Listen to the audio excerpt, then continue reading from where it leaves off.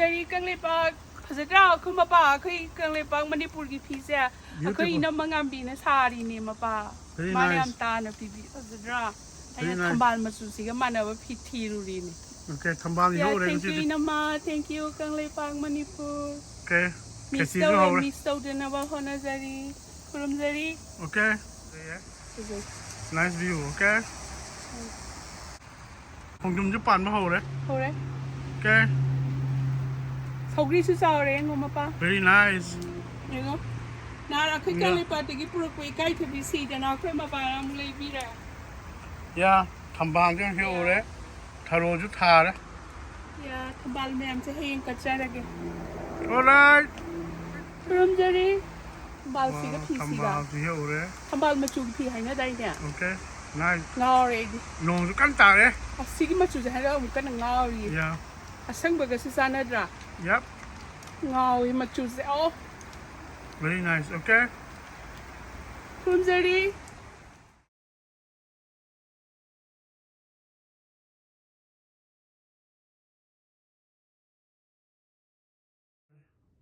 Kurum zari kang lepak Manipur ngasi di hangzang ngamdabna kang su yahodre I pa gi su kenta kalhodre hoi khoi hang kai de diu so byam chaw na to we asi khesi ta re thambal ji ho re so byam chaw na to we ma sa ma su sing na ada ngasi di ai na chatninga su sat ta ban han gai ada ngasi thambal do he na salam drama pa yap an salam thambal thambal do bada kang lepak yam ning singe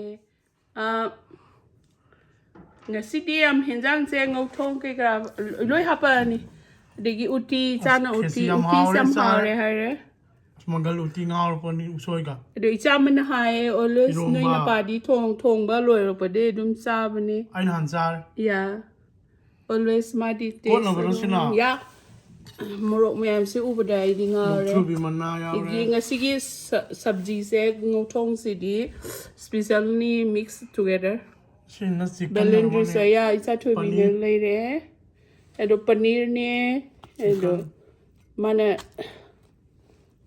mana yang si hao ya chicken ma payan si hao man chicken ji ya ri, ke ya me ne si de ko no si hao re as ya uti ke si ke pa ja re ko uti anjar gini uti yang thu da masih se ngo mapa tomatilo so isa tu bini lay re, lau ro ga ya re ko met pa ya ina sa thau ahing wa kitang so hijare moro kitang ka halaga adigi ai yaw de ina alu mangalaga yung sa matang tau jai thoi sana jawa la chichi na la chun la sila saning bro ila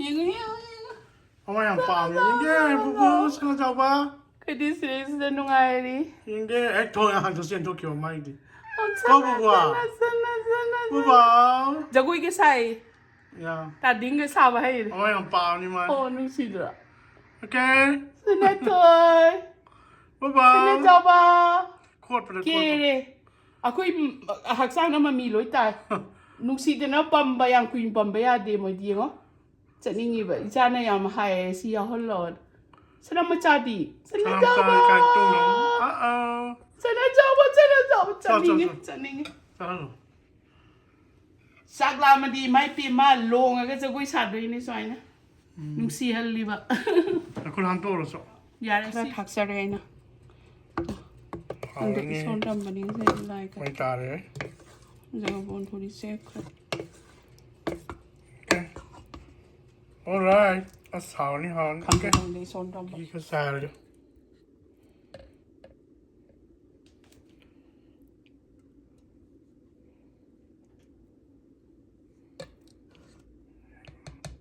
ke balau ting le ka pa sa po me khai na re le yeah is it good ye ne mangal nuti ne sagam jo le as khecheri ji di hauran Mix tavuklarga giziga. Wow. Sagi mana soğuklar morina kopi kekeri saçılagi. Yep.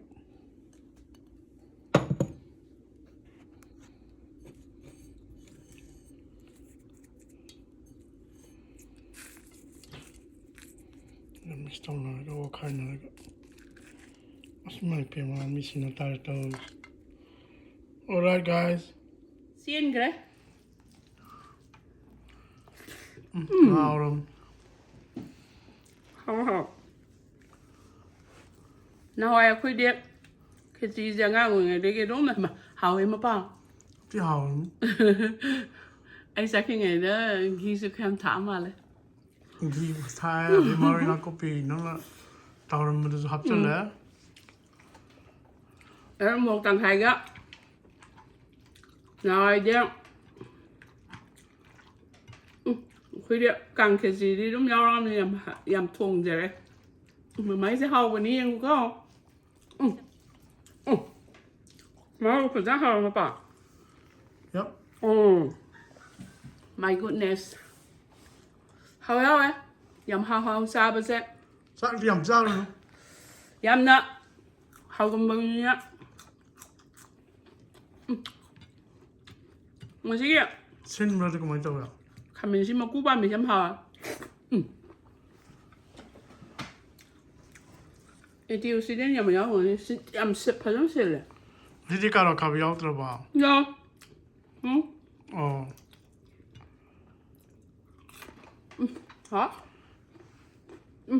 오빠 Utsubi mana. Yang ketsupi를 넣을게. 이제 뭐라? 마니푸리 뭐라 얼마 총기 짱봐 스코사 돼 tumiem sao đi phết đấy trùng cái trắng nho đi hào ấy 얼마 đó cái gì đi ấy là sâu lai phò hợp sâu lai hợp hỏi thôi nhá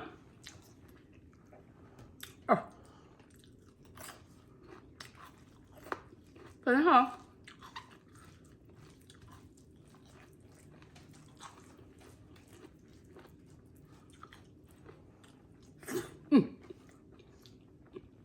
cái bò đó nhau khoảng bán mẹ cái đó á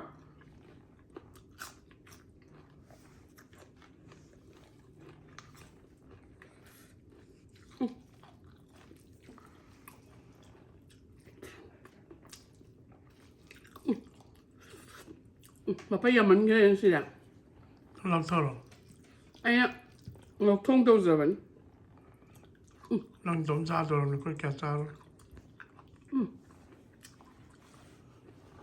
hả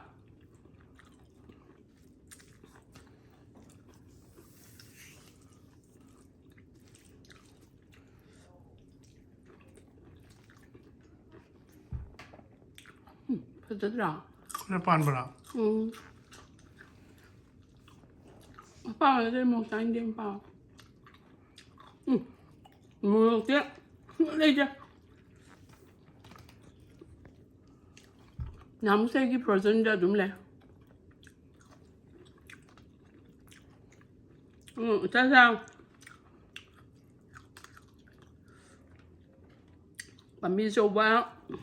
Sang là bắt đầu có marudo. Ăn hỏi hồ bình. 이런 몸 지어리만 했나? Rồi, mà má cái gì ạ? Gắm lại nó cái này. À đó. Còn bố xem bây giờ hiện ra là bí sao xem bây giờ plastic. So vẫn đã bây giờ đó. Hả?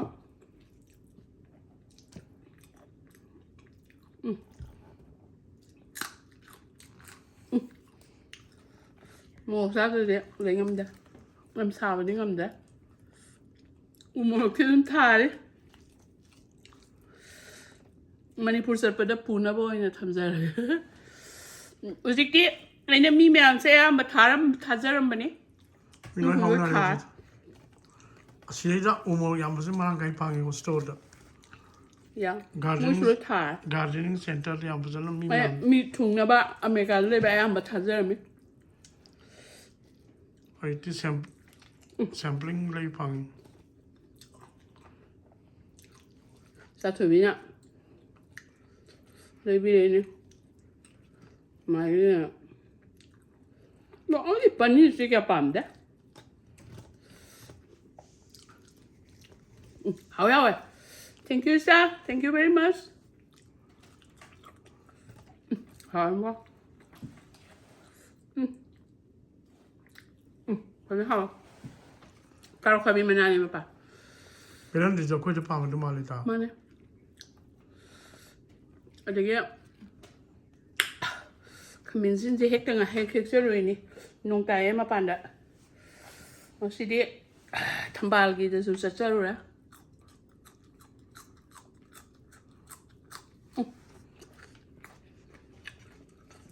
Hả? Thăm na sao vậy? Cô đang ngang ngoài ngày đó, mà tầm đi mà tầm phở này nhá. Càng kia. Cái gì xí xôi à bốn thế. Thăm nay yêu mà gặp yum tàn che lắc tuổi. Ai chả thấy cái bốn. Cô chỉ làm số. Cô chỉ làm cái Khecheri đó puri yum tan selector. Awan cái bạc cái nhau. Cái binor. Là tham đó plus one đó. Cô hàng cái kia. Phao ngon đồ ăn thế này. Nhớ cái gì mà tầm phở bốn tê rồi. Hả? Sao mà sao? Cái gì nhà mình lấy đây nè, mà ba mình lâu rồi cái lâu đi nè mà. Lâu rồi mới biết hỏi nào. Mình rất lâu rồi mới biết hỏi. Ngay chắc thế. Mình là copy à. Thảo ngô bi hơn mà sẽ thầm bảo. Hỏi hỏi.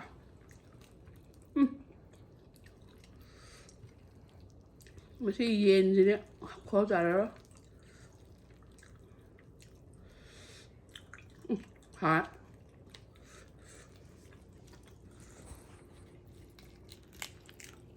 Yên vào phải này mà bao.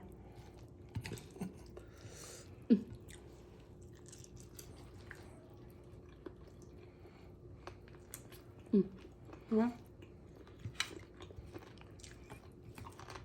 Sang på det. Mamma nè. Hả? Và bà nó thăm lại đi cuộn. 가족 다운 좀 많아. Hả? Không sợ đây. Hả? Haore người đó. Mà mấy chứ. Sang phần này ăn sát sân bảo. Xoay để đi mi ăn nuôi vào ngạc tính. Mấy ăn đấy. Phía bên mình phải xem bảo. Nuôi đấy cái hay nè đấy. Asma pa Ooti cái khoa gì đi lôi đấy. Ooti sẽ. Hồi đấy. Nó hoa. Ooti số đẹp và gặp đấy đấy. Bây giờ hỏi trả hậu với em đấy. Ai ta Ooti nó hào cái này. Anh nông tập giờ cả. Mama suka sille. Đó. Đó. Hai ôi ngày để làm sao phải không? Sao sống được kìa. Mình ra bắp vậy. Hả? Đó. Phở bánh. Bây giờ bên đây thì làm phải hạt ra. Hả? Kaya panjang aja. Ini. Ini. Yung siya urang na. Sao không chứ? Có sao đấy.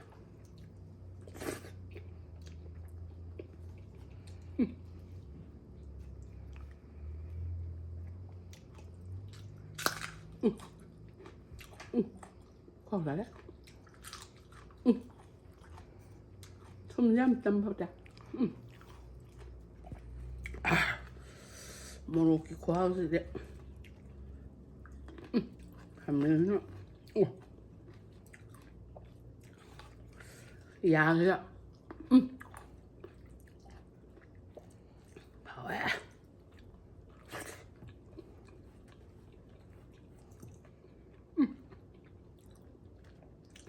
Bay lên đẹp.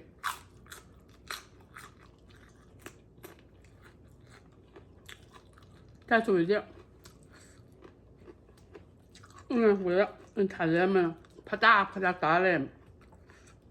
Khi cá làm nó phát ra.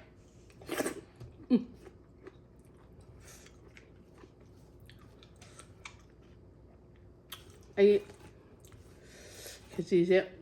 Phát ra hồi này mà phá. Ôi cắt khá coi. Alu sẽ đi ra. Nung sao mà rồi nè. Ini kasar lah ya.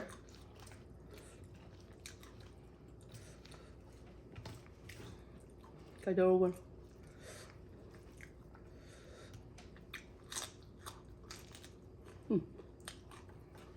Tham gia đi con hả? Nung sao luôn mà sử hao lấy nè. Mát rồi mà. Nung sao iron đen á. Alu đang ăn dê.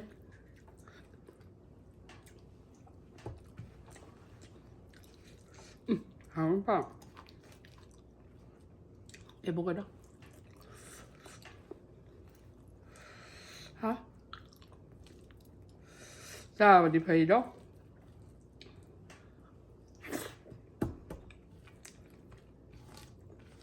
Sao rồi ngâm thế?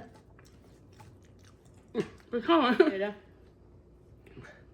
Còn bà đang ngà happy day nè. Anh sao nó tiền cái gì am được? No. Sao? Bà ra hả? Mình hả là nghe đi qua đấy. Mini này đó. Hay nấu lắm muốn mà khâu ăn mà nên nó cắn bờ. Hay nấu cái xong mặt xong mình nó bên nào.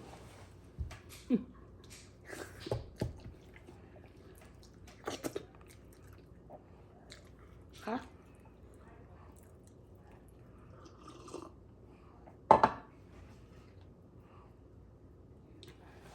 Hay nấu xong mình nấu sẽ bang phăng đấy. Xí mà từ $1 mà đi. Bà sao hôm hẹn. Mình tăng thế bột. Mà đủ đấy thả về everything. YouTube ta Google đã. Rồi. Nè. Hảo nhỉ. Có sẽ làm đâu mà. Anh em sang bảo.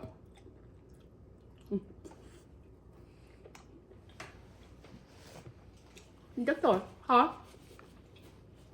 Mình sao? Nó mình bột tháo. Mình muốn để ghé lấy là trees over, vegetable over. It's very good. Khecheri kami pag Manipur. Take care guys. Khuswai. Yam nung siye Khecheri. Khecheri kami pag ngasi di. Khoi da hausa ba ka kamiani aduga kariba singkuk makok singkuk manaka siyawe sure. Sa thôi nên zucchini cái carrot cái làm đây để bắt cái đồ vào nó sẽ ngấu thong mà đâu rồi đấy ai đấy kia uti mà đâu rồi đi cái nó đâu rồi đi khecheri đâu rồi kia nè đó ngay xí đi cha amana kan hai đi khecheri hova hầu bị rồi na ai đi cái sắm na đi hầu gì đó Hawaii sẽ makal sure đi makal khare hena tawre makhal suna mix tawbudo mok ade sawlai kitang suyawe kang taktiam Hawaii da hawi khecheri da and then kangtag adagi kariba hawai urhol adagi kariba hawai mug su yaure ado ang hak tingjare sise aduga kaino to zare ghee ni ado ghee se khoi gidi chak se phara phara lawbani basmati ni but ghee khara hapsare adubu khara phara phara lawba hena ba samagai na ghee khara hapaga dum tawzaragani ghee khara hapaga noizagani ha aduga sresida singara maroi na pakpi adagi moro tepa adagi singara leizare ai khara thujanjare mateng pangbiningai leite adagi moro khara thadajare boroka adagi si olive oil ni tezbata ga tawzare adagi zira khara thadajare khara thawse ingingai da hapsai adagi sing khara thadajare hawai sopi khara thamjagani adagi hak ngaujarani adagi moro tepa ma thadajage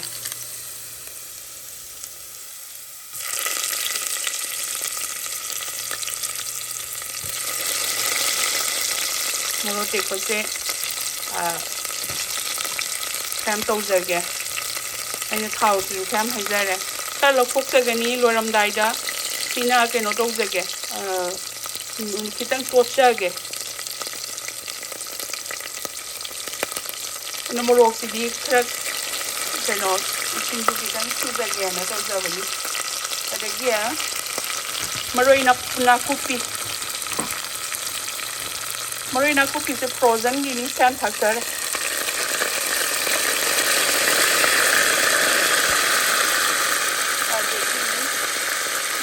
machu thakse the base machu thakare adagi thungra thakare tingaujagani brown oil ki thawage kisti la tochage ina morok khara hena ka han singbu tawu ya kariba phadigonga kaino ga subani mapa jiraga adigi na sagi to keno hapsare hawai hapsare aina ghee to sare seng na saru ahum oi ai hawai na saru ga ma ado aina hawai na khare helal de hawai do dong khare yame ne sa ola kan ya pressure cooker da hongjal lage ising kitang hakang ngawjage mix tawraga aduga ising thaga pressure cooker kamal laga thongjarage aduga pressure cooker achobuda ising asaba hapaga si hapchal laga adagi thum ke hapa ba kamhalani machu ke ga hap toi bawali thum ga hap to thum khre so ha ngasai dingau da hapsar kare I think we need machu ya adagi masu khram da ka na si ke no hape machu khre ga le moro adagi machu se khrang madi yellow is oi de ya de ko thum ga ya ro thum khre ga hapsar ga ngakang thum jara ga si singa sab le ja thum khrang sa ha khre jare okay ngawrong ha ya sai jare mapa mangan go so go ti ya soya hing mani kaino tawe maroi na papi sok to zere maroi na kopi ga singa bjira ga tezbata ga like this is a lower man ti do get go gi kitang sa final one